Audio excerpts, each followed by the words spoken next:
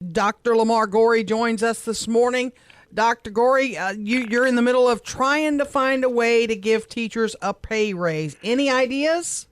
Well, you know what I'll tell you, and good morning first. Glad to be on to talk to y'all this morning. Last night there was a story that ran, and the story really focuses on if you look at our strategic plan, a huge portion of the finance section does focus on the need to increase teacher pay. If you look at the issues surrounding some of our schools that are, quite frankly, struggling academically, a lot of the issues are around really getting qualified teachers, certified qualified teachers in the classrooms in places where we've not been able to find that. So whenever you look at that, of course, you go to pay. We are very excited that we've been able to incentivize the work in some of our most struggling schools so that there will be incentive pay to help attract teachers there. But at the end of the day, the overall salary that we're paying teachers is a concern in the school system. In fact, the time and to provide an opportunity to give everyone a pay raise in our school system is something that our board has charged us to look at.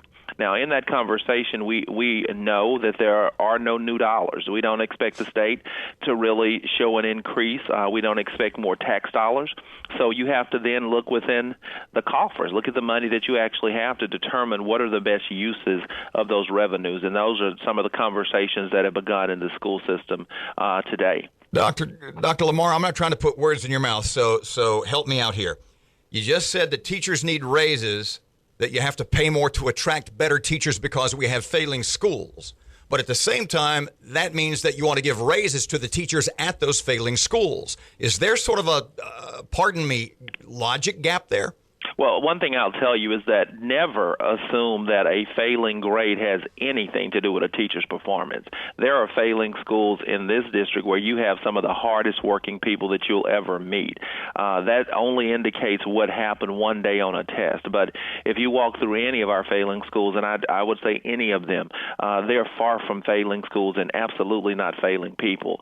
Those are some of the hardest working folks in our system. The thing is that we need to get more hardworking people there. So that's just a part of the conversation, though. But I think even in our A schools, our teachers are working so hard, and they do deserve better compensation than what we've been able to provide them. But again, we don't expect the taxpayers to pay more taxes, and we're not even relying on the government, the state government, to give us more money. We're looking within what we have, which has been the direction that the board has set. Changing the health insurance policy, is that an option? How much does that save? One of the options, and I'll tell you, there are numerous options on the table. One of the things that we did look at, though, and if you look at any smart business, if you're looking at this from a strategic perspective, you always have to balance what you're spending in benefits with what you're offering in salaries to make sure that you have that proper balance there so that you do attract the right persons to your organization. So I think that's what the conversation is around. If you look at our benefits package and compare those to those of neighboring school districts and even look at that from a national perspective, are we offering a package that's allowing us to offer a salary that's going to attract the teachers that will be in the classroom today?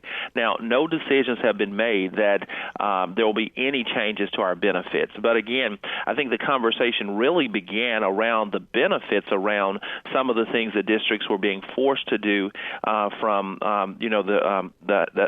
based on the laws and things that had happened within Obamacare and things of that nature. So a lot of those things that we've been able to hold on to, we pray that we can hold on to those, but in the event that we can't, how can we best utilize those resources to meet the needs of the students of today? You said there were other options for coming up with the money, and yet the changes in the health care benefits, that was the one that was floated. Is that your number one idea? Not at all. In fact, I don't know exactly how that became even the idea that was floated. I mean, I would think that consolidations of schools, and we're in an active conversation around that now, I would have thought that would be something that would have been floated. One thing that was said last night was that there would be no reductions to central office. That's absolutely not true. That's always a conversation. In fact, I think it's important to note that since I've come in this seat, we've reduced reduced our expense at Midway from 7% of our budget to 5%, which is absolutely in line and below state and regional numbers. So you expect more changes at central office, more downsizing? I don't. Again, we've made no decisions,